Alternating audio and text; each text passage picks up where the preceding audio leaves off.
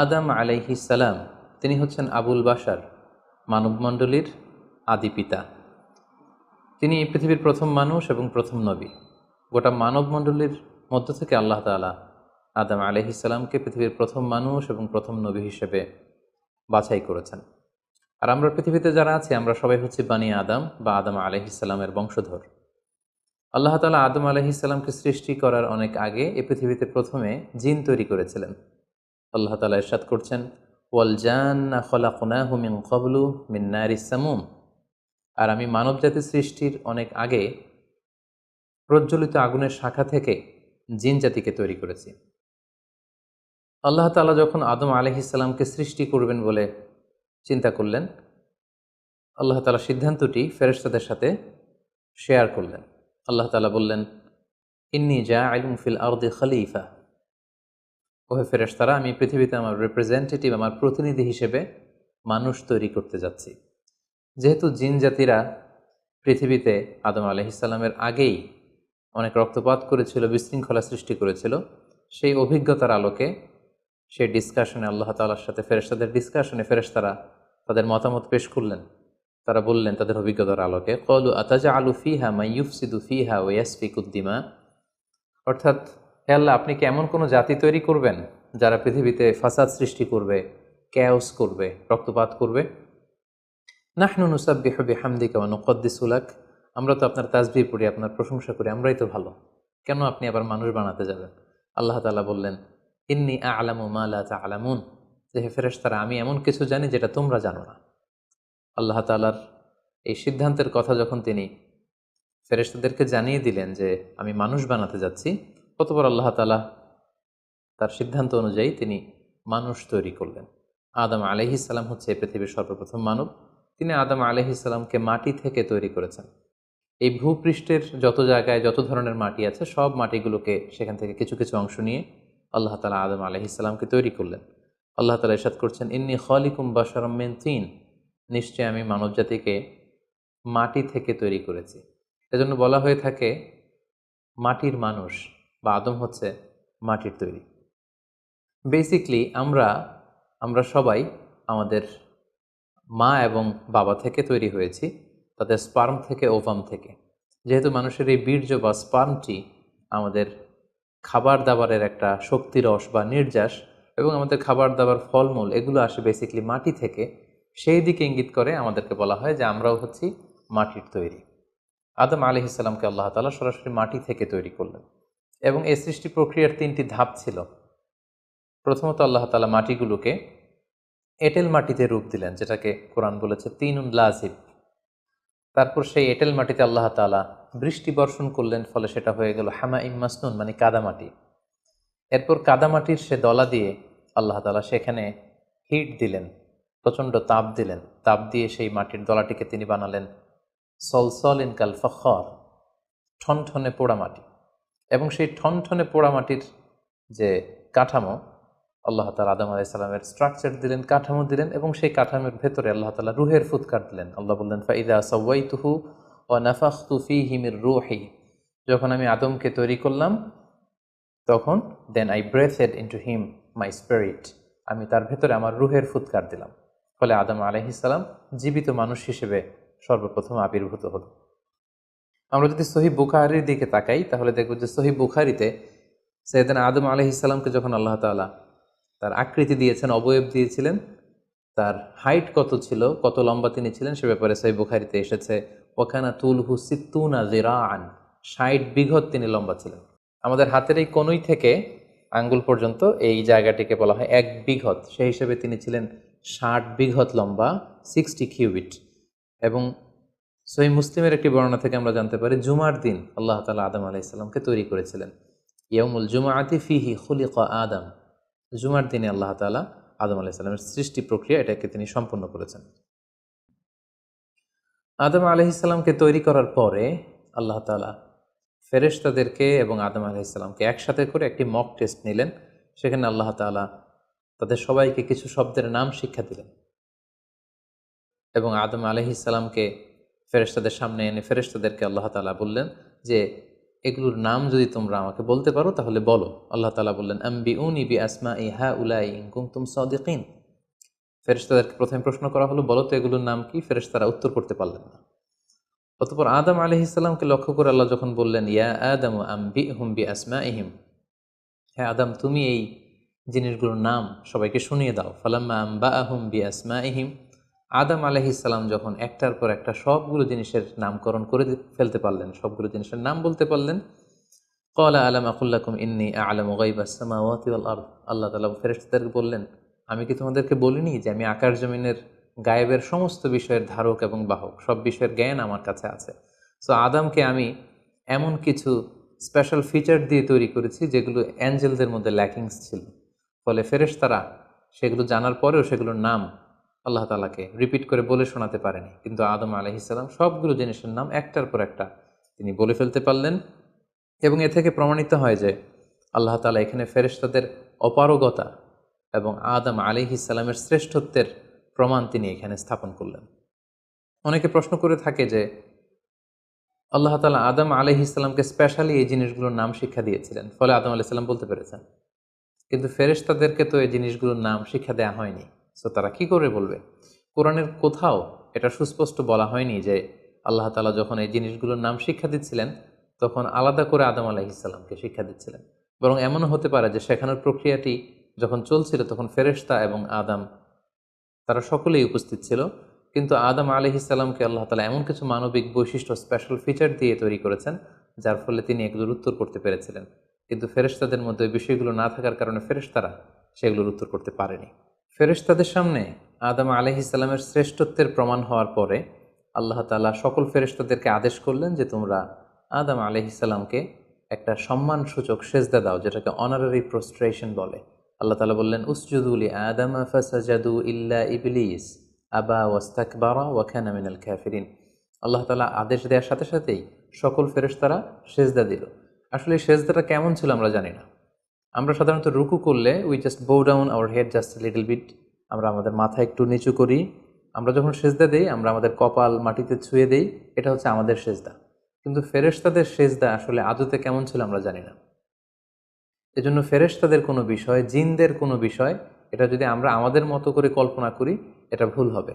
বরং যেভাবে সেজদা দেওয়ার দরকার ছিল ফেরেশতারা ঠিক সেভাবেই আদম আলাইহিস সালামকে সেজদা দিয়েছেন। কিন্তু এই সেজদাটি এবাদতের সেজদা নয়, কারণ এবাদত হিসেবে সেজদা দেওয়া যাবে শুধুমাত্র কেবলমাত্র আল্লাহ তাআলাকে। এই সেজদাটি ছিল সম্মানসূচক সেজদা, অনারারি প্রোস্ট্রেশন। ফাসাজাদু ইল্লা ইবলিস, আল্লাহ তাআলা আদেশ দেওয়ার সাথে সাথে সকল ফেরেশতারা সেজদা দিল, ইবলিস ছাড়া। আবা ওয়াস্তাকবারা ওয়া কানা মিনাল কাফিরিন, সে সেজদা দিতে অস্বীকৃতি জানালো, ফলে সে কাফিরদের অন্তর্ভুক্ত হয়ে গেল। এখন প্রশ্ন হচ্ছে, হু ইজ দিস ইবলিস? ইবলিস কে? এতক্ষণ পর্যন্ত আমরা আল্লাহ তাআলার সাথে ফেরেশতাদের ডিসকাশন, শেয়ারিং শুনেছি। আদম আলাইহিস সালামকে হঠাৎ করে সৃষ্টি করলেন, কিন্তু নাও এ নিউ ক্যারেক্টার অ্যাপিয়ার্ড, নতুন একটি ক্যারেক্টার চলে এসেছে, সেটা হচ্ছে ইবলিস। ইবলিস হচ্ছে এক মহাজ্ঞানী সত্তা, যে হচ্ছে কানা মিনাল জিন। কোরআন আমাদেরকে কনফার্ম করেছে, কানা মিনাল জিন্নি ফাফাসাকা আন আমরি রাব্বি। ইবলিস বা শয়তান বেসিকলি জিন জাতির অন্তর্গত। আমরা আমাদের আদম আলাইহিস সালামের আলোচনার শুরুতেই বলেছি যে আল্লাহ তাআলা মানব সৃষ্টির আগে এই পৃথিবীতে জিন তৈরি করেছিলেন। ইবলিস হচ্ছে সেই জিনের অন্তর্গত। সে এবাদতে এত বেশি পরিশ্রমী ছিল, সে বেশি বেশি আবাদত করতে করতে আল্লাহ তাআলার প্রিয় সত্তায়, প্রিয় ভাজনে পরিণত হয়েছে। ফলে আল্লাহ তাআলা তার স্ট্যাটাসকে অনেক হাই করে দিয়েছেন এবং ফেরেশতাদের সাথে থাকবার সুযোগ করে দিয়েছিলেন। তাকে আল্লাহ তাআলা এতটাই সম্মান দিয়েছিলেন, সে চাইলেই আল্লাহ তাআলার সাথে সরাসরি কথা বলতে পারত। কিন্তু আল্লাহ তাআলা যখন আদম আলাইহিস সালামকে সেজদা দেওয়ার আদেশ করলেন, সবাই সেজদা দিল, ইবলিস ছাড়া। আল্লাহ তাআলা এ পর্যায়ে ইবলিসকে জিজ্ঞেস করলেন, মা মানাআকা আল্লা তাসজুদা ইয আমারতুক, হে ইবলিস, কিসে তোমাকে বাধা দিল সেজদা দিতে?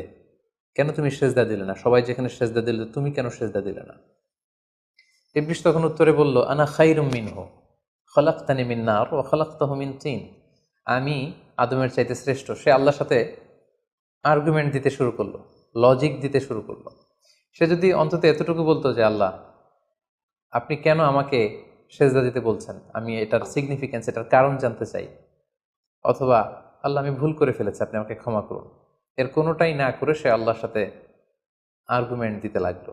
আর্গুমেন্টেটিভ একটা অ্যাটিটিউড তার মধ্যে গ্রো করলো। সে বলল, খলাকতানি মিন নার ওয়া খলাকতাহু মিন তিন।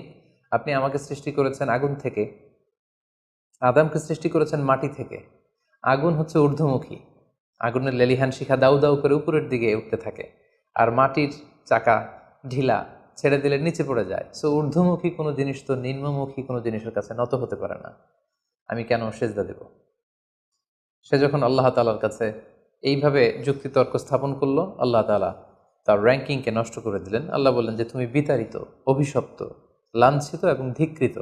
আল্লাহ তাআলা তার যে হাই র্যাঙ্ক এবং স্ট্যাটাস, সেই পদমর্যাদা, তাকে পদমর্যাদাচ্যুত করা হলো। ফলে সে তার আগের অবস্থানে আর থাকলো না। সে আল্লাহ তাআলাকে এবার বলতে আরম্ভ করলো, ক্বালা আনজিরনি ইলা ইয়াউমি ইউবআসুন। হে আল্লাহ, এত বছর আমি ইবাদত করার পরে আপনার প্রিয় ভাজন হলাম, কিন্তু শুধু আদমকে সম্মানসূচক সেজদা প্রদর্শন না করার কারণে আপনি আমার স্ট্যাটাসকে নামিয়ে দিলেন, আপনি আমাকে ধিক্কৃত, অভিশপ্ত বলে ঘোষণা করলেন। তাহলে আমি আপনার কাছে একটা জিনিস চাই, সেটা হচ্ছে আনজিরনি ইলা ইয়াউমি ইউবআসুন। আপনি আমাকে কিয়ামত পর্যন্ত হায়াত দিন, যাতে আমি কিয়ামত পর্যন্ত বেঁচে থাকতে পারি। এবং সে শুধু আল্লাহর সাথে আর্গুমেন্ট দিয়েই ক্ষান্ত হয়নি, সে এ পর্যায়ে আল্লাহ তাআলাকে চ্যালেঞ্জ ছুড়ে দিল। বেসিকলি, যদিও ইবলিস এত এত ইবাদত করে আল্লাহ তাআলার প্রিয় হয়েছিল, ফেরেশতাদের পর্যায়ে চলে গিয়েছিল, আল্লাহ তাআলা তার সাথে ডিরেক্টলি কথা বলতো, কিন্তু ইবলিসের ভেতরে একটা সুপ্ত অহমিকা বোধ ছিল। আল্লাহ তাআলা চেয়েছেন এই ইনসিডেন্টের মধ্য দিয়ে সেই সুপ্ত অহমিকা বোধটা প্রকাশ করে দিতে। ইবলিস ভাবতো যে কেউ আমাকে ছাড়িয়ে যেতে পারবে না, আমি সবার চাইতে শ্রেষ্ঠ। সে বলেছিল, আনা খাইরুম মিনহু, আমি তার চেয়ে শ্রেষ্ঠ। তার ভেতরে যে সুপ্ত অহমিকা বোধ, এই যে অ্যারোগ্যান্স, এই যে ইগোইস্টিক সমস্যা, আল্লাহ তাআলা চেয়েছেন এই ঘটনার অবতারণা ঘটিয়ে ইবলিসের ভেতরকার এই অহমিকা বোধকে প্রকাশ করে দিতে, এবং সেটাই ঘটেছে। এবার সে আল্লাহ তাআলাকে চ্যালেঞ্জ দিয়ে বলল যে, আল্লাহ, আপনি আমাকে কিয়ামত পর্যন্ত হায়াত দিন, লা আকউদান্না লাহুম সিরাতাকাল মুস্তাকিম। আপনার এই আদম সন্তান, বনি আদমের যারা পৃথিবীতে আসবে, তারা কি করে জান্নাতে যায় সেটা আমি দেখে নেব। আমি সিরাতুল মুস্তাকিমের সামনে বসে থাকবো, যাতে করে তারা সরল সঠিক পথ পেতে না পারে, তারা যাতে সত্যের পথে থাকতে না পারে। আমি তাদেরকে সুম্মা লাআতিয়ান্নাহুম মিন বাইনি আইদিহিম ওয়া মিন খালফিহিম ওয়া আন আইমানিহিম ওয়া আন শামাইলিহিম, সামনে থেকে, পেছন থেকে, ডান দিক দিয়ে, বাঁ দিক দিয়ে, সব দিক দিয়ে আমি তাদেরকে কুমন্ত্রণা দিব, ধোকা দিব, টেম্পটেশন দিব, হুইসপারিং করব। ওয়ালা তাজিদু আকসারাহুম শাকিরিন, আপনি তাদেরকে শুকরগুজার কৃতজ্ঞ বান্দাদের অন্তর্ভুক্ত পাবেন না। আল্লাহ তাআলা বললেন, লামান তাবিআকা মিনহুম লাআমলাআন্না জাহান্নামা মিনকুম আজমাইন। তুমি আমাকে চ্যালেঞ্জ দিচ্ছ, ঠিক আছে, আমিও তোমার চ্যালেঞ্জ নিলাম, চ্যালেঞ্জ অ্যাকসেপ্টেড। তোমাকে এবং তোমাকে যারা ফলো করবে, ফলোয়ারদেরকে, তাদের সবাইকে দিয়ে আমি জাহান্নামকে পরিপূর্ণ করব। আল্লাহ তাআলা ইবলিসকে কিয়ামত পর্যন্ত হায়াত দিলেন, তার চ্যালেঞ্জ গ্রহণ করলেন, এবং ইবলিসও তার মিশন এবং ভিশন ফিক্স করে নিল যে যে আদমের কারণে আজকে আমি এতটা ধিক্কৃত, অভিশপ্ত, লাঞ্ছিত, সে আদমকে এবং সে আদমের সন্তানদেরকে, বনি আদমকে আমি জাহান্নামে ঢুকানোর আগ পর্যন্ত ক্ষান্ত হব না। এবং আল্লাহ রাসূল সাল্লাল্লাহু আলাইহি ওয়াসাল্লাম বললেন যে, ইন্না শাইতানা ইয়াজরি মিনাল ইনসানি মাজরাদ দাম। মানুষের রক্ত প্রবাহের সাথে ইবলিস মিশে যেতে পারে, সেখানে যে সে কুমন্ত্রণা দিতে পারে। সেই ঘটনার পর থেকে আল্লাহ তাআলার সৃষ্টির, দুইটি শক্তিশালী সৃষ্টির মধ্যে তৈরি হয়ে গেল চিরশত্রুতা, চিরবিদ্বেষ, চিরদ্বন্দ্ব, শয়তান আর বনি আদম। আদম আলাইহিস সালামকে যখন সেজদা করতে বলা হলো, সবাই সেজদা করলো, কিন্তু ইবলিস সেজদা করলো না। এই ঘটনার পর আদম আলাইহিস সালাম কেমন যেন একটু একাকিত্ব এবং অস্থিরতা ফিল করতে লাগলেন, লোনলিনেস, কারণ তার কোনো সাথী নেই, সঙ্গী নেই, প্রতিবেশী নেই, বন্ধু নেই, বান্ধব নেই, কেউ নেই। মানুষ হিসেবে তিনি কেবল একা, বড়ই একা। তার এই অস্থিরতা, তার এই একাকিত্ব, তার এই লোনলিনেসকে আল্লাহ তাআলা বুঝতে পেরে তার একজন সঙ্গিনী তৈরি করলেন। তিনি হচ্ছেন হাওয়া আলাইহিস সালাম, এই পৃথিবীর প্রথম মানবী। এবং আল্লাহ তাআলা বললেন, ওয়াজআলা মিনহা যাওজাহা লিয়াসকুনা ইলাইহা। আল্লাহ তাআলা তার থেকেই তার একজন সাথী, তার সঙ্গিনী তৈরি করলেন, যার সান্নিধ্যে যে স্থির হতে পারে, সে প্রশান্তি পেতে পারে। অন্যত্র আল্লাহ তাআলা বলছেন, খালাকা মিনহা যাওজাহা ওয়া বাসসা মিনহুমা রিজালান কাসীরাও ওয়া নিসাআ। আল্লাহ তাআলা আদমের মধ্য থেকেই তার সাথীকে বা তার জোড়াকে অর্থাৎ হাওয়াকে তিনি তৈরি করলেন এবং এই আদম আর হাওয়া থেকে গোটা বিশ্বের সকল মানব মণ্ডলীকে তিনি তৈরি করেছেন। আদম আলাইহিস সালামের কোন জায়গা থেকে হাওয়া আলাইহিস সালামকে তৈরি করা হয়েছে? সহিহ বুখারীতে এসেছে খুলিকনা মিন তিলা, পাঁজরের হাড় থেকে। আদম আলাইহিস সালামের বাম পাঁজরের উপর দিকের বাঁকা হাড় থেকে আল্লাহ তাআলা হাওয়া আলাইহিস সালামকে তৈরি করেছেন। হাওয়া শব্দটি এসেছে আরবি শব্দ হাই থেকে। হাই মানে জীবিত, প্রাণবন্ত। যেহেতু জীবন্ত আদম থেকে ওনাকে সৃষ্টি করা হয়েছে, তাই তাকে হাওয়া বলা হয়। অথবা আদম আলাইহিস সালাম হাওয়া আলাইহিস সালামের সঙ্গ পেলেই তিনি উজ্জীবিত হয়ে ওঠেন, প্রাণোচ্ছল হয়ে ওঠেন, এজন্য ওনাকে হাওয়া বলা হয়। তাহলে পৃথিবীর প্রথম মানবী হাওয়া আলাইহিস সালামকে আল্লাহ তাআলা আদম আলাইহিস সালামের নিঃসঙ্গতা, একাকিত্ব এবং লোনলিনেস যে ফিলিংটা, এটা দূর করার জন্য তার একজন সঙ্গী তিনি ঠিক করে দিলেন, আদম এবং হাওয়া। ইংরেজিতে বলা হয় অ্যাডাম অ্যান্ড ইভ। এবং আল্লাহ তাআলা তাদের দুজনকে জান্নাতে থাকবার পারমিশন দিলেন। আল্লাহ তাআলা বললেন, ওয়াকুলনা ইয়া আদম উসকুন আনতা ওয়া যাওজুকাল জান্নাহ, আদম তুমি আর তোমার স্ত্রী বা তোমার সঙ্গিনী দুজনে মিলে জান্নাতে থাকো। তবে এক্ষেত্রে কিছু ডুজ অ্যান্ড ডোন্টস আছে, কিছু ওয়ার্নিং আছে, কিছু প্রিকশন আছে। সেটা হচ্ছে ওয়াকুলা মিনহা রগাদান হাইসু শিইতুমা, এই বাগানে, এই জান্নাতের যেখান থেকে মনে যায় তৃপ্তি সহকারে তোমরা উভয়ে খাও, কিন্তু ওয়ালা তাকরাবা হাযিহি শাজারাতা ফাতাকুনা মিনাল যালিমিন, জান্নাতের যেখান থেকে মনে চায় তোমরা খেতে পারো, পান করতে পারো, ঘুরে বেড়াতে পারো, আনন্দ উৎসব করতে পারো, কিন্তু ওয়ালা তাকরাবা হাযিহি শাজারা, এই গাছের ফল খাবে না। Be aware of this tree, এই গাছের কাছেও যাবে না। যদি যাও, যদি খাও, তাহলে ফাতাকুনা মিনাল যালিমিন, তোমরা জালিমদের অন্তর্ভুক্ত হয়ে যাবে। তাহলে আল্লাহ তাআলা আদম এবং হাওয়াকে জান্নাতে থাকার সুযোগ দিলেন, সেখানে কি করা যাবে কি করা যাবে না সেটা বাতলে দিলেন, ডুজ অ্যান্ড ডোন্টস দিলেন এবং ওয়ার্নিং দিয়ে দিলেন। কিন্তু তারপর যেটা ঘটলো সেটা হচ্ছে, আমরা জানি যে ইবলিস কিন্তু তার মিশন এবং ভিশনকে ফিক্স করে নিয়েছে যে সে আদমকে গুমরা করেই ছাড়বে, ধোকা দিয়েই ছাড়বে। এবং সে অনুপাতে সে সামহাও জান্নাতে ঢুকে আদম এবং হাওয়া আলাইহিস সালামকে উইসপারিং করে, টেম্পটেশন দিয়ে, কুমন্ত্রণা দিয়ে তাদেরকে বিভ্রান্ত করে ফেলল। কোরআন বলছে, ফাওয়াসওয়াসা লাহুমা শাইতান লিইউবদিয়া লাহুমা মা উরিয়া আনহুমা মিন সাওআতিহিমা, শয়তান তাদের দুজনকে টেম্পটেশন দিয়ে, কুমন্ত্রণা দিয়ে ধোকার মধ্যে ফেলে দিল। শয়তান এসে বলল, আমাকে আল্লাহ সৃষ্টি করেছেন অনেক আগে, তোমাদেরকে সৃষ্টি করার আগে আল্লাহ তাআলা আমাদেরকে জানিয়েছিলেন যে তোমাকে এবং হাওয়াকে আল্লাহ তাআলা এই জান্নাতে রাখতে চান না, তোমাদের দুজনকে আল্লাহ পৃথিবীতে পাঠিয়ে দিতে চান। কারণ এখানে তারাই থাকতে পারবে যারা ফেরেশতা, তোমরা ফেরেশতা নও। আর এখানে পার্মানেন্টলি থাকার জন্য, রেসিডেন্সিয়াল পারমিটের জন্য একটা জিনিস লাগে, সেটা হচ্ছে ওই গাছের ফল খেতে হয়। যারা ওই গাছের ফল খেয়ে ফেলবে তারা এখানকার চিরকালীন বাসিন্দা হয়ে যাবে, তারা কখনো পৃথিবীতে যাওয়া লাগবে না। সো এই জন্য আল্লাহ তাআলা তোমাদেরকে ফল খেতে নিষেধ করেছেন ওই গাছের। তোমরা যদি ওই গাছের ফল খেয়ে ফেলো তাহলে তোমরা এখানকার চিরস্থায়ী অধিবাসী হয়ে যাবে, কোনোভাবেই আল্লাহ তাআলা তোমাদেরকে এখান থেকে তাড়াতে পারবেন না। কিন্তু আল্লাহ তাআলা চাইছেন তোমাদেরকে এখান থেকে তাড়িয়ে পৃথিবীতে পাঠিয়ে দিবেন। আমি তোমাদেরকে কসম করে বলছি, আমি তোমাদের ওয়েল উইশার, শুভাকাঙ্ক্ষী। শয়তান বলল যে, ওয়াকাসামাহুমা ইন্নী লাকুমা মিনান নাসিহিন, নিশ্চয় আমি তোমাদের জন্য শুভাকাঙ্ক্ষী, তোমরা আমার কথা শোনো। যদি এখানে আরামে দিনাতিপাত করতে চাও তাহলে তোমরা এই ফল খাও, ফলে তোমাদেরকে আর কোথাও যাওয়া লাগবে না। আদম আলাইহিস সালাম আল্লাহ তাআলার সে দেয়ার ডুজ অ্যান্ড ডোন্টস, সে ওয়ার্নিংয়ের কথা ভুলে তিনি এবং তার স্ত্রী ওই নিষিদ্ধ ফল থেকে খাওয়া শুরু করলেন। এবং খাওয়ার সাথে সাথেই ফালাম্মা যাকা শাজারাতা বাদাত লাহুমা সাওআতুহুমা ওয়া তাফিকা ইয়াখসিফানি আলাইহিমা মিন ওয়ারাকিল জান্নাহ, ওই নিষিদ্ধ গাছের ফল খাওয়ার সাথে সাথেই আদম আলাইহিস সালাম এবং হাওয়া আলাইহিস সালামের গায়ে যে জান্নাতি পোশাক ছিল, অটোমেটিক্যালি সেই পোশাক খুলে পড়তে আরম্ভ করলো।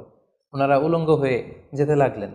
তড়িঘড়ি করে ওনারা জান্নাতের বিভিন্ন পাতা এনে, বিভিন্ন লতা পাতা এনে ওনাদের প্রাইভেটকে ওনারা ঢাকলেন। এবং তখনই ওনারা বুঝতে পারলেন, আমরা কি করলাম, আমরা তো মহাভুল করে ফেলেছি, আমরা তো আল্লাহ তাআলার আদেশকে অমান্য করেছি।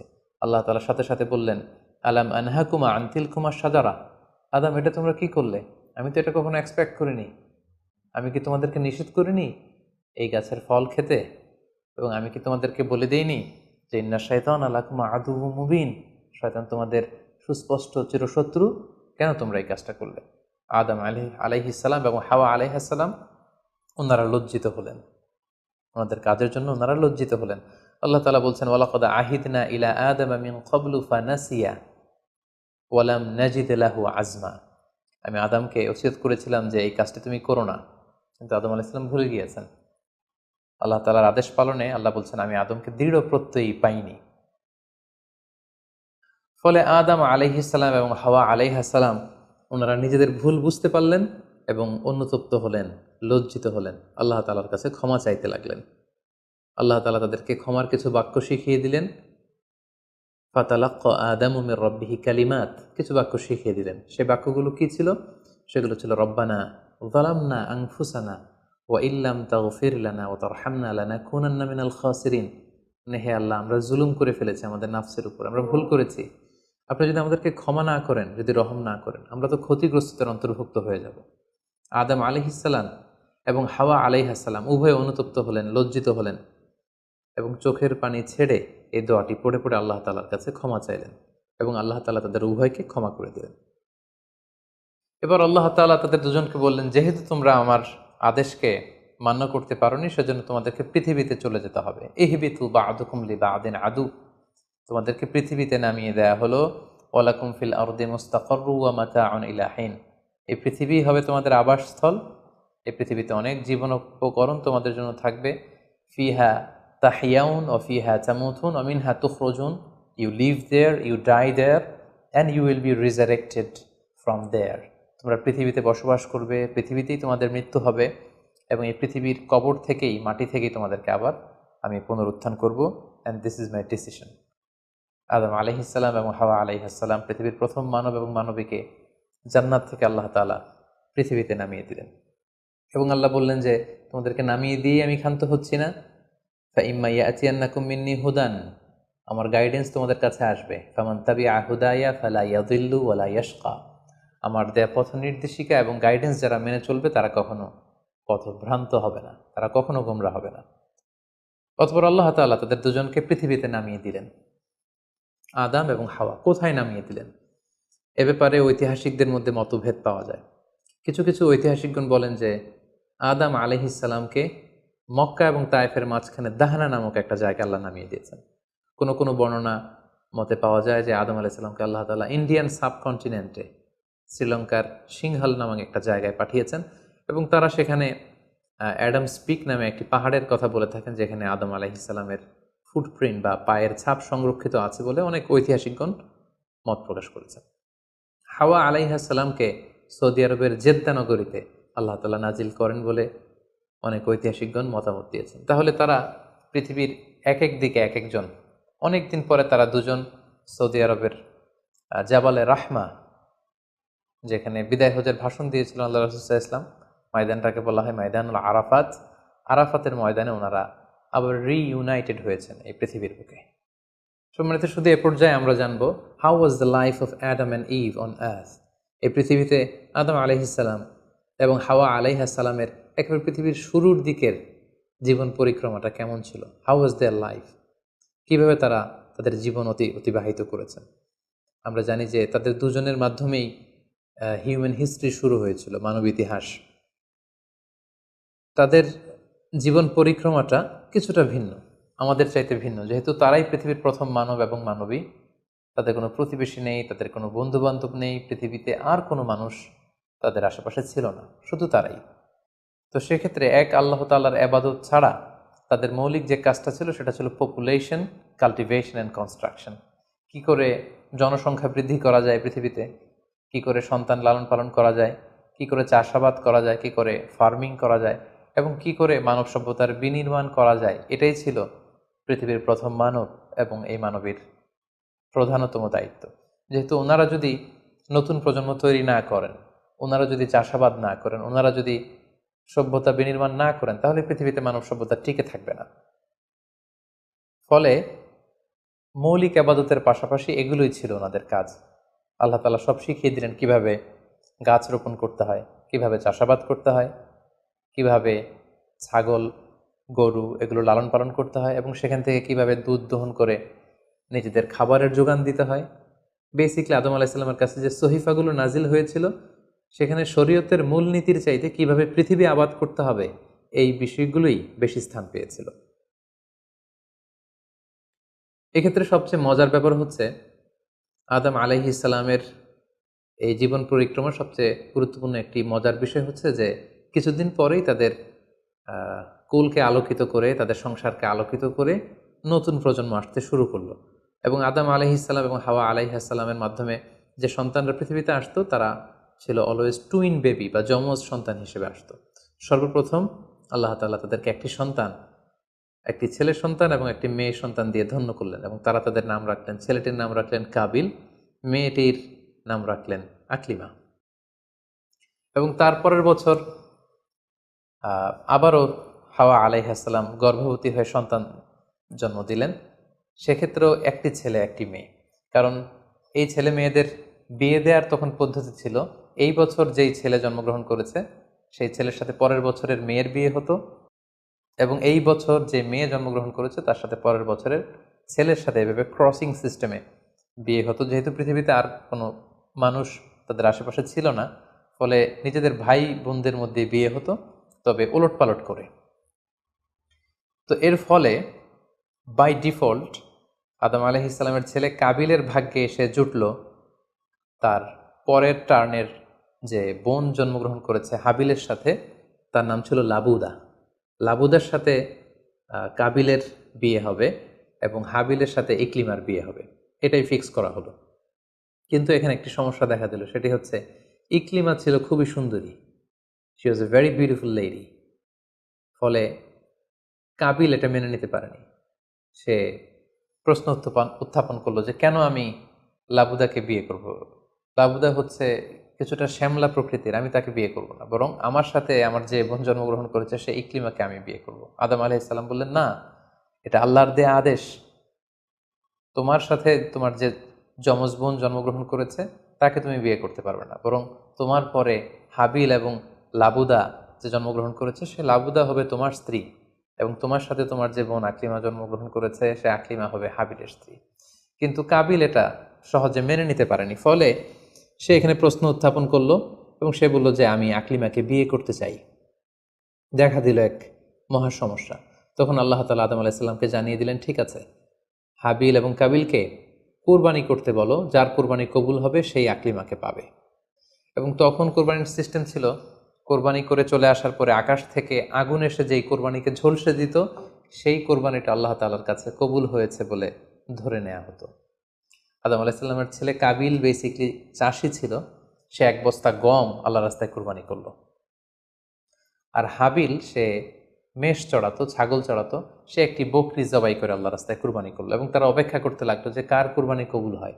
দেখা গেল আকাশ থেকে আগুন এসে হাবিলের বকরি বা ছাগলটাকে ঝলসে দিয়েছে, কিন্তু কোনো আগুন এসে কাবিলের গমের বস্তাকে বা গমের স্তূপকে ঝলসে দেয়নি।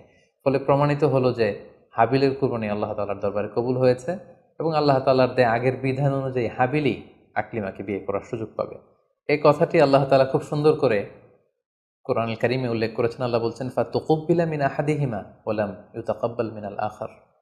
তাদের একজনের কোরবানি কবুল হলো, আরেকজনেরটি হলো না। ফলে হাবিল আকলিমাকে বিয়ে করার সুযোগ পেল। কিন্তু কাবিল এতে আরো প্রচণ্ড জেলাসি ফিল করতে লাগলো। সে হিংসায় জ্বলে পুড়ে অত্যন্ত রেগে গিয়ে বলল, লা আক্তুলান্নাক, হাবিল আমি তোমাকে হত্যা করব, তোমাকে হত্যা করে হলেও আমার সুন্দরী বোন আকলিমাকে আমি ছিনিয়ে নিব। তখন হাবিল বলতে লাগলো যে লাইম বাসাত্তা ইলাইয়া ইয়াদাকা লিতাকতুলানি মা আনা বিবাসিতি ইয়াদিয়া ইলাইকা লিআকতুলাক। অর্থাৎ, হে কাবিল, তুমি যদি আমাকে হত্যা করতে অগ্রগামী হও, হাত বাড়াও, আমি আমার হাতকে বাড়াবো না তোমাকে আঘাত করার জন্য। কারণ তুমি যদি আমাকে হত্যা করো তাহলে আমার পাপ, তোমার পাপ সবটাই তোমার ঘাড়ে বর্তাবে, আর আমি এত বড় পাপ কাজ কখনোই করতে চাই না। কাবিল এ কথাতেও ক্ষান্ত না হয়ে সে হত্যা করতে উদ্ধত হলো এবং সে তার কথা মতো তার ভাই হাবিলের উপর চড়াও হয়ে আক্রমণ করে তার আপন ভাই হাবিলকে সে হত্যা করে ফেলল। কোরআন বলল, ফাকাতালাহু ফাসবাহা মিনাল খাসিরিন। কাবিল হাবিলকে হত্যা করে ফেলল প্রতিহিংসার অনলে জ্বলে পুড়ে শয়তানের কুমন্ত্রণায়। পৃথিবীর প্রথম হত্যাকাণ্ড, the first murder ever in the world, পৃথিবীর প্রথম হত্যাকাণ্ড সংঘটিত হলো এবং হত্যাকারী ছিল আদম আলাইহিস সালামের ছেলে কাবিল। এবং এই পৃথিবীর প্রথম নিহত মানুষের নাম হচ্ছে হাবিল। সহিহ বুখারীতে আল্লাহ রাসূল সাল্লাল্লাহু আলাইহি ওয়াসাল্লাম ইরশাদ করেছেন, আউয়ালু মান সান্নাল কতলা। কাবিল হচ্ছে ওই ব্যক্তি যে পৃথিবীতে সর্বপ্রথম হত্যার ট্র্যাডিশন চালু করেছে। কাবিলের আগে কেউই পৃথিবীতে হত্যাকাণ্ড ঘটায়নি। ফলে হাবিল হচ্ছে পৃথিবীর প্রথম শহীদ বা প্রথম নিহত মানুষ। এবং কাবিল যেহেতু এই হত্যার ট্র্যাডিশন করেছে, এই মার্ডারের ট্র্যাডিশন করেছে, ফলে পৃথিবীতে যারাই এই বিচার বহির্ভূত হত্যা বা অন্যায়ভাবে কাউকে হত্যাকাণ্ডের সাথে জড়িত হবে, তার একটি পার্সেন্টেজ গুণা কিয়ামত পর্যন্ত কাবিলের ভাগেও এটি যেতে থাকবে। এখন যে মজার ব্যাপারটি ঘটেছে সেটি হচ্ছে, কাবিল যখন হাবিলকে আক্রমণ করেছে, হাবিলকে নিহত করেছে, হত্যা করেছে, হত্যা করার পরে হাবিল লাশ হয়ে শুয়ে রইল। কারণ কাবিল যখন হাবিলকে আক্রমণ করেছে, হাবিলের গা থেকে যখন ব্লিডিং হয়েছে, সে ছটফট ছটফট করতে করতে এক পর্যায়ে মারা গেল। কিন্তু মারা যাওয়া কাকে বলে এটাও পৃথিবীর কেউ জানতো না। কাবিল নিজেও বুঝতে পারেনি যে এইভাবে আমি আঘাত করলে হাবিল এইভাবে মরে যাবে, তার ব্লিডিং হবে। মৃত্যু কি এটা তারা জানে না, কারণ এই পর্যন্ত এই পৃথিবীতে কেউ তো মারা যায়নি। ফলে সে দেখলো যে কিছুক্ষণ আগে আমার ভাই হাবিল আমার সাথে কথা বলছিল, এখন হাবিল আর কথা বলে না, চুপ করে শুয়ে আছে, নড়ে না চড়ে না। কাবিল তার ভাইকে কাঁধে নিয়ে ঘুরতে লাগলো। কি করবে? সে কথা বলে না কেন? কারণ এটা যে মৃত্যু, দিস ইজ দ্য ডেথ, এটা তাদের জানা ছিল না। এবং তার ভাইয়ের লাশকে সে কি করবে সে নিজে বুঝতে পারছিল না। তখন হাবিলকে শিক্ষা দেওয়ার জন্য আল্লাহ তাআলা একটি কাককে পাঠালেন। ফাবাআসাল্লাহু গুরাবান ইয়াবহাসু ফিল আরদি লিউরিয়াহু কাইফা ইউয়ারি সাওআতা আখি। দুটি কাক এসে একটি কাক আর একটি কাককে হত্যা করলো, এবং হত্যাকারী কাকটি তার ঠোঁট দিয়ে তার পা দিয়ে মাটি খুঁড়ে গর্ত করে সেই গর্তের ভেতরে মৃত কাকটিকে ফেলে আবার মাটি দিয়ে ঢেকে ফেলল। এই দৃশ্যটি হাবিল দেখে বুঝতে পারলো যে আমাকেও, আমার কাবিল দেখে বুঝতে পারলো আমাকেও একই কাজ করতে হবে। কাবিল তখন মাটি খুঁড়ে তার ভাই হাবিলকে মাটি চাপা দিয়ে পৃথিবীর প্রথম ফিউনারাল বা বারিফাইংয়ের যে সিস্টেম, কবর দেওয়ার যে প্রক্রিয়া, এটা তিনি সারলেন। আদম আলাইহিস সালাম তখন চলে গিয়েছিলেন মক্কায় কাবা নির্মাণের কাজে বা হজের কাজে। সেখান থেকে ফিরে এসে এই ঘটনা শুনে তিনি অত্যন্ত দুঃখ পেলেন। তিনি কাবিলকে ভর্ৎসনা করলেন এবং আদম আলাইহিস সালামের সন্তান সন্ততি সবাইকে ডেকে তিনি নাসিহত করলেন। এক আল্লাহর আদেশ মেনে নেওয়ার জন্য তিনি সবাইকে আহ্বান জানালেন। হাবিলের পরবর্তীতে আল্লাহ তাআলা এওয়াদান আন হাবিল, হাবিলের পরিবর্তে তিনি শীস আলাইহিস সালামকে আদম আলাইহিস সালামের ছেলে হিসেবে পৃথিবীতে দান করলেন। হাওয়া আলাইহিস সালামের কোল জুড়ে পৃথিবীতে আসলো শীস, এবং তার সাথে তার টুইন বোন হাজুরা পৃথিবীতে আসলো। এবং আদম আলাইহিস সালামের পরে শীস আলাইহিস সালামকে আল্লাহ তাআলা নবী হিসেবে সিলেক্ট করলেন। এবং সহিহ ইবনে হিব্বানের একটি বর্ণনা এসেছে, যদি বর্ণনাটি দুর্বল, যে শীস আলাইহিস সালামের কাছে আল্লাহ তাআলা 50টি সহিফা নাজিল করেছিলেন। দেখতে দেখতে আদম আলাইহিস সালাম তার জীবনের 1000 বছর পূর্ণ করলেন। তিনি বয়োবৃদ্ধ হয়ে আসলেন এবং তার এই নবুয়তির দায়িত্ব আল্লাহ তাআলা শীস আলাইহিস সালামের কাঁধে দেওয়ার পরে আদম আলাইহিস সালামের পৃথিবী থেকে বিদায় নিলেন। কোথায় তাকে কবর দেয়া হয়েছে?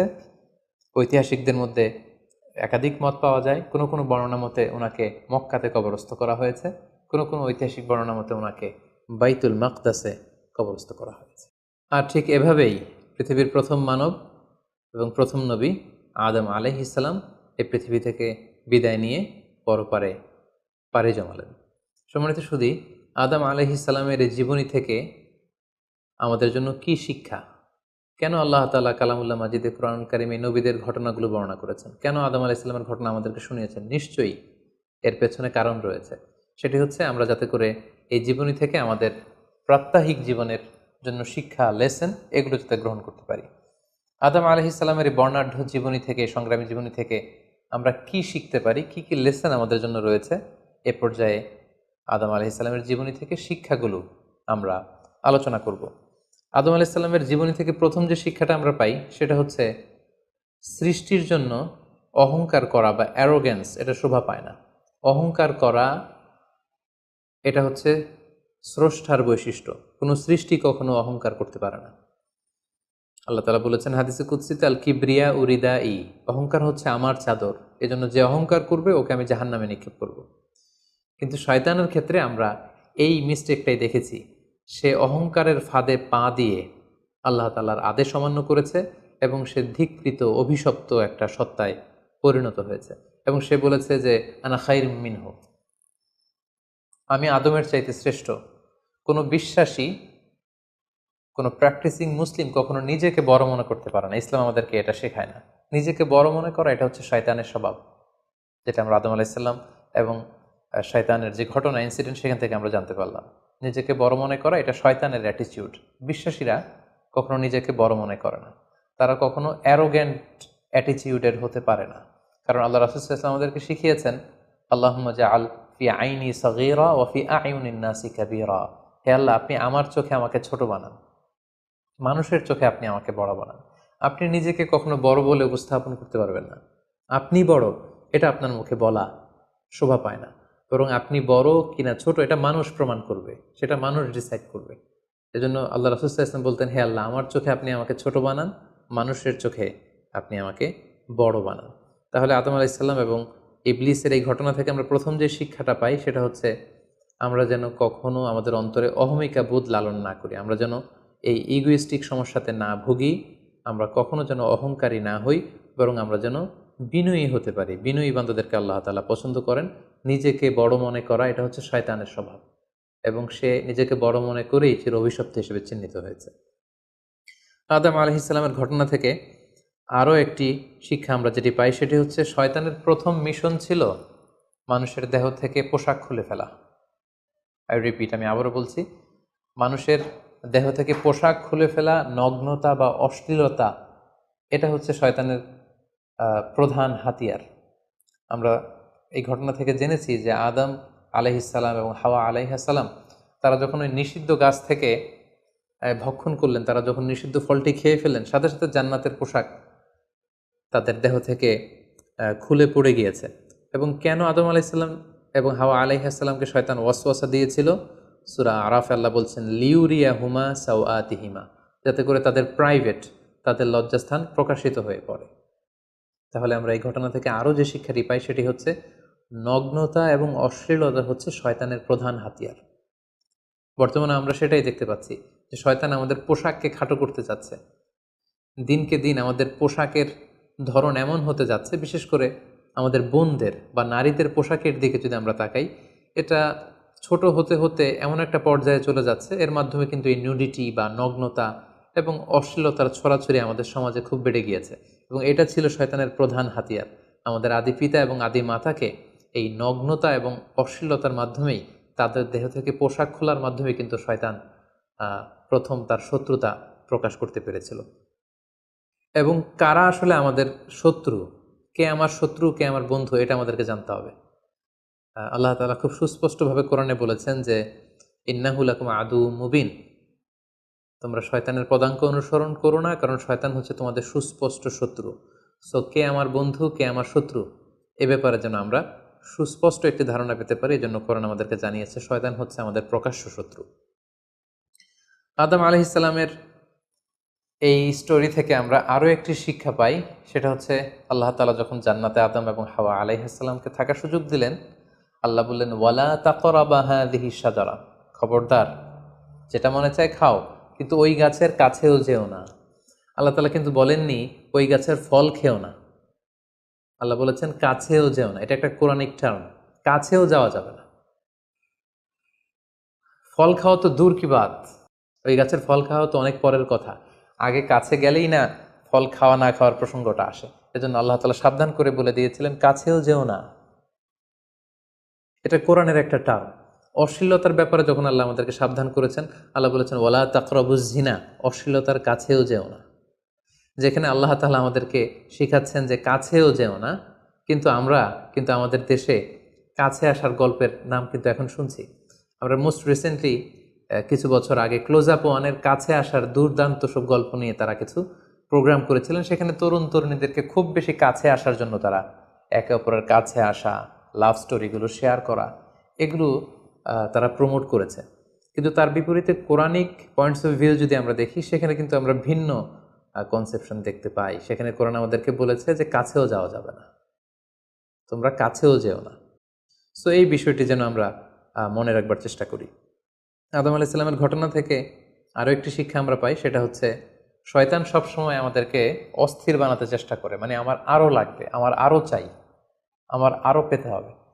যেমন জান্নাতে নিঃসন্দেহে আদম এবং হাওয়া আলাইহিস সালামের জন্য কোনো অভাব ছিল না, সব কিছু সেখানে ছিল। তারপরেও কেন তাদেরকে যেটাকে নিষিদ্ধ করা হয়েছে ওই ফল কেন খাওয়া লাগবে? শয়তান এসে সেই কাজটাই করেছে। শয়তান বোঝাতে যাচ্ছে তোমাদের আরও লাগবে, আরও এই অফুরন্ত খাবার এবং নাজ নেয়ামতে তোমাদের হবে না, বরং যেটা আল্লাহ নিষেধ করেছে ওইটাতেই যেতে হবে। সো এটা হচ্ছে শয়তানের একটা ধোঁকা দেওয়ার পদ্ধতি। শয়তান সবসময় আমাদেরকে আরও চাই, আমাদের আরও লাগবে, আরও পাওয়ার জন্য শয়তান আমাদেরকে উৎসাহিত করে। এরকম আরও আরও করে যখন আমরা এসবের পেছনে ছুটতে থাকি, ফলে আমরা অস্থির হয়ে উঠি। শয়তান কখনোই চায় না আমরা যেন প্রশান্ত চিত্তের অধিকারী থাকি, আমরা যেন ধীরস্থির থাকি। আপনি যখনই ধীরস্থির হবেন, আল্লাহর সিদ্ধান্তে যখন আপনি সন্তুষ্ট হবেন, তখনই আপনার মনে একটা প্রশান্তি চলে আসবে। ফলে আপনি তখন আল্লাহকে নিয়ে ভাবার সুযোগ পাবেন, আপনার জীবনকে নিয়ে সন্তুষ্ট হবেন। তখন আপনার মধ্যে একটা কামনেস, একটা ট্রাঙ্কুইলিটি চলে আসবে। কখনোই শয়তান এটা চায় না, বরং শয়তান সবসময় একটা প্রতিযোগিতার মধ্যে রেখে আরও লাগবে, আরও চাই, এরকম একটা উন্মাদনা, অস্থিরতা শয়তান সবসময় আমাদের মধ্যে ছড়িয়ে দিতে চায়। এই গল্প থেকে আমরা আরও একটি জিনিস শিখতে পারি, সেটা হচ্ছে দ্য পাওয়ার অফ দোয়া। দোয়ার যে কত বড় শক্তি। একটু খেয়াল করে দেখুন যে আল্লাহ তাআলা শয়তানের দোয়াও কিন্তু ফিরিয়ে দেয়নি, কিন্তু আমরা অল্পতে নিরাশ হয়ে যাই। শয়তান বলেছিল, আল্লাহ তুমি আমাকে চিরকাল বেঁচে থাকার সুযোগ দাও, লম্বা হায়াত দাও। আল্লাহ এই দোয়া কবুল করলেন। শয়তান বললেন, আল্লাহ আমি ডানে বায়ে সামনে পেছনে সব দিক থেকে যেন আদম এবং হাওয়াকে, মানুষকে কুমন্ত্রণা দিতে পারি, তুমি সুযোগ দাও। আল্লাহ সুযোগ দিলেন, আল্লাহ দোয়া কবুল করলেন। শয়তান বলল, আল্লাহ আমি যেন মানুষের শিরায় উপশিরায় রক্তের প্রবাহের ভেতরে ঢুকে যেন আমি টেম্পটেশন দিতে পারি। আল্লাহ তালা এটাও কবুল করলেন। তো যে আল্লাহ তালা শয়তানের দোয়া কবুল করে ফেলতে পারেন, সে আল্লাহ তালাকে আমাদের দোয়া কবুল করবেন না? অবশ্যই করবেন। তো সেক্ষেত্রে দোয়ার মতো দোয়া করতে হবে। সিনসিয়ার দোয়া ইজ লাইক এ মিজাইল। আপনি যদি সিনসিয়ারলি দোয়া করেন, এটা মিজাইলের মতো। মিজাইল হামলা করলে যেমনি লক্ষ্যবস্তুতে যে ভেদ করে, তেমনি দোয়ার মতো যদি দোয়া করা যায়, চাওয়ার মতো যদি আল্লাহ তালার কাছে চাওয়া যায়, সেই দোয়াটাও আল্লাহ তালা কবুল করবেন।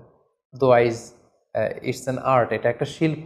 কেমন করে চাইতে হয়, কেমন করে দোয়া করতে হয়, সেটাও জানতে হয়। সো আমরা যখন আল্লাহ তালার কাছে চাইবো, আমরা যেন খুব সিনসিয়ারলি চাই। 5 নম্বর যেই শিক্ষাটি আমরা পাই, সেটা হচ্ছে রিপেন্টেন্স, অনুতপ্ত হওয়া। শয়তানও আল্লাহর আদেশ অমান্য করেছে, আদম আলাইহিস সালামও আদেশ অমান্য করেছে। আল্লাহ বলেছেন সেজদা দাও, শয়তান সেজদা না দিয়ে আদেশ অমান্য করল। আল্লাহ তাআলা আদমকে বলেছেন এই গাছের কাছে যেও না, আদম আলাইহিস সালাম ভুল করে খেয়ে তিনিও আদেশ অমান্য করলেন। পার্থক্যটা কোথায়? পার্থক্য হচ্ছে শয়তান ভুল করে সে ভুলের উপর অটল থেকে গিয়েছিল, অহংকার করেছিল। কিন্তু আদম আলাইহিস সালাম ভুল করে তিনি অনুতপ্ত হয়েছিলেন। শয়তান ভুল করে ভুলের উপর স্থির থাকে, আর আল্লাহর প্রিয় বান্দারা ভুল করে তারা আল্লাহ তাআলার কাছে ক্ষমা চায়। আমরা মানুষ হিসেবে আমাদের ভুল হতেই পারে, এটা খুবই স্বাভাবিক। কুল্লুকুম খাত্তা, তোমরা সবাই পাপী, ওয়া খায়রুল খাত্তাইনা তাওয়াবুন। এই পাপীদের মধ্যে সবচেয়ে শ্রেষ্ঠ পাপী হচ্ছে যে পাপী পাপ করার পরে আল্লাহ তাআলার কাছে তওবা করে, অনুতপ্ত হয়। অনুতপ্ত বান্দার চোখের পানির যে কত পাওয়ার, জাহান্নামের আগুন কোনো কিছু দিয়ে নেভানো সম্ভব না, কিন্তু অনুতপ্ত বান্দার চোখের পানি দিয়ে জাহান্নামের আগুন নিভে যায়। একজন বান্দা যখন ভুল করে, পাপ করে, ভুল বুঝতে পেরে অনুতপ্ত হয়ে চোখের পানি ছাড়ে, তার চোখের পানি চোখ বেয়ে, তার নাকের ডগা বেয়ে মাটিতে পড়ার আগেই আল্লাহ অনুতপ্ত বান্দার সব গুনাহ মাফ করে দেন। তাই আমরা যেন আল্লাহ তাআলার কাছে অনুতপ্ত হতে পারি। শয়তান আল্লাহকে সেদিন চ্যালেঞ্জ দিয়ে বলেছিল, আল্লাহ আমি দেখে নেব কি করে তুমি তোমার বান্দাদেরকে জান্নাতে ঢুকাও। আল্লাহ তাআলা বললেন, চ্যালেঞ্জ অ্যাকসেপ্টেড, তোমার চ্যালেঞ্জকে আমিও গ্রহণ করলাম। তুমি আজীবন আমার বান্দাদেরকে ধোঁকা দিবে, কিন্তু আমার বান্দা যখন অনুতপ্ত হয়ে চোখের পানি ছেড়ে ক্ষমা চাইবে, আমি জীবনের সব গুনাহ মাফ করে দেব। সো অনুতপ্ত হয়ে আল্লাহর কাছে চাওয়ার এই সুযোগকে যেন আমরা নষ্ট না করি। আমরা যেন ভুল করলে আল্লাহ তাআলার কাছে ক্ষমা চাই, আমরা যেন তাওবা করে ফিরে আসি। 6 নম্বর যে শিক্ষাটি আমরা আদম আলাইহিস সালামের গল্প থেকে পাই, সেটা হচ্ছে our life is full of struggle. আমাদের জীবনটা হচ্ছে খুবই স্ট্রাগল করে এই জীবনটাকে লিড করতে হয়। এখানে অনেক ইফোর্ট দিতে হয়। দুনিয়াকে বলা হয় দারুল আসবাব, পরিশ্রম করে, লড়াই করে নিজের অবস্থানকে এখানে জানান দিতে হয়। প্রতিকূল পরিবেশে কিভাবে আপনি টিকে থাকবেন, দুর্যোগ মোকাবেলা করে কিভাবে আপনি টিকে থাকবেন, সেটার শিক্ষা কিন্তু এই পৃথিবীতে আছে। যেমন আদম আলাইহিস সালাম, হাওয়া আলাইহিস সালাম যখন পৃথিবীতে এসেছেন, তাদের জন্য সব কিছু যে একেবারে প্রিপেয়ার্ড ছিল, ব্যাপারটি এমন নয়। আমাদেরকে কষ্ট করতে হয়েছে, ওনাদেরকে চাষাবাদ করতে হয়েছে, মেষ পালন করতে হয়েছে, গাছ রোপণ করতে হয়েছে, ঝড় ঝঞ্ঝা বন্যা এই প্রতিকূল পরিবেশে তাদেরকে টিকে থাকার লড়াই করতে হয়েছে। ফলে এই পৃথিবীতে টিকে থাকতে হলে লড়াই করতে হয়, সংগ্রাম করতে হয়। এই জীবনটা হচ্ছে সংগ্রামময় একটা জীবন। ফলে আদম আলাইহিস সালামের এই সংগ্রামী জীবন থেকে আমরা এটাও বুঝতে পারি যে এখানে আমাদেরকে টিকে থাকার জন্য লড়াই করে করে নিজের অস্তিত্বের জানান দিতে হবে। সর্বশেষ আদম আলাইহিস সালামের জীবনী থেকে যে আমরা শিক্ষাটি পাই সেটা হচ্ছে এই পৃথিবীতে অনেক ধরনের ফিতনা আছে, এর মধ্যে নারী ঘটিত ফিতনা একটি বড় ধরনের ফিতনা, এবং এই পৃথিবীর প্রথম যে হত্যাকাণ্ড সেটা নারী ঘটিত কারণেই হয়েছে। এবং সহিহ মুসলিম আল্লাহ রাসূল সাল্লাল্লাহু আলাইহি ওয়াসাল্লাম বলেছেন, ফাইন্না আউওয়ালা ফিতনাতি বানি ইসরাইল কানাত ফিন্নিসা, বনি ইসরায়েলের প্রথম ফিতনাও নারীদের ব্যাপারেই ঘটেছে। এবং আল্লাহ রাসূল বলেছেন, আমার পরে তোমাদের জন্য নারীদের ফিতনার চাইতে বড় কোনো ফিতনা আমি রেখে যাইনি। ফলে এই নারী ঘটিত ফিতনা থেকে আমাদেরকে সাবধান থাকতে হবে। বর্তমানেও যখন আমরা পত্রপত্রিকা খুলি প্রায় কিন্তু আমরা এই ধরনের অশ্লীলতা, নগ্নতা, ধর্ষণের মতো জঘন্য ঘটনার কথা আমরা শুনি। এতে করে আমরা বুঝতে পারছি যে নারী ঘটিত ফিতনাটা আসলেই অনেক বড় ফিতনা। এক্ষেত্রে আসলে নারীদেরকে ব্লেম করা হচ্ছে না, এক্ষেত্রে উভয়ই সমানভাবে অপরাধী। নারী পুরুষ উভয়কেই আল্লাহ তাআলা তাদের চোখকে অবনমিত রাখতে বলেছেন। এই হাদিস দ্বারা এটা প্রমাণ হয় না যে নারীদেরকে ব্লেম করা হচ্ছে, বরং ঘটনাটা যেহেতু নারী কেন্দ্রিক সেহেতু নারী ঘটিত ফিতনার কারণে পৃথিবীতে প্রথম হত্যাকাণ্ড ঘটেছে, এবং এখনও এ জাতীয় ঘটনার কারণে অনেক ধরনের ফাসাদ ফিতনা সমাজে ছড়িয়ে পড়ছে। সো আমাদেরকে আদম আলাইহিস সালামের জীবনী থেকে আরও একটি শিক্ষা হচ্ছে এই নারী ঘটিত ফিতনা থেকে বেঁচে থাকার জন্য নারী পুরুষ উভয়কেই তাদের নজর বা দৃষ্টির লাগাম টেনে ধরতে হবে। দৃষ্টিকে যদি আমরা নিয়ন্ত্রণ করতে না শিখি তাহলে ফিতনা কমানো সম্ভব না। আল্লাহ রাসূল সাল্লাল্লাহু আলাইহি ওয়াসাল্লাম বলেছেন, আন নাজার সাহামুন মিন সিহামে ইবলিস, দৃষ্টি হচ্ছে শয়তানের বিষ মাখানো তীরবানের মধ্য থেকে একটি তীর। এই বিষ মাখানো তীর দিয়ে শয়তান নারী পুরুষকে কাবু করে অশ্লীলতার পথের দিকে নিয়ে যায়। সম্মানিত শুধু এই ছিল আদম আলাইহিস সালামের সংগ্রামী জীবন কাহিনী এবং ওনার জীবনী থেকে আমাদের জন্য কিছু লেসন বা শিক্ষা। আল্লাহ তাআলা আমাদের সবাইকে নবীদের রেখে যাওয়া পথ এবং মতে তাদের অনুসৃত পথে আমাদেরকে পরিচালিত করুক।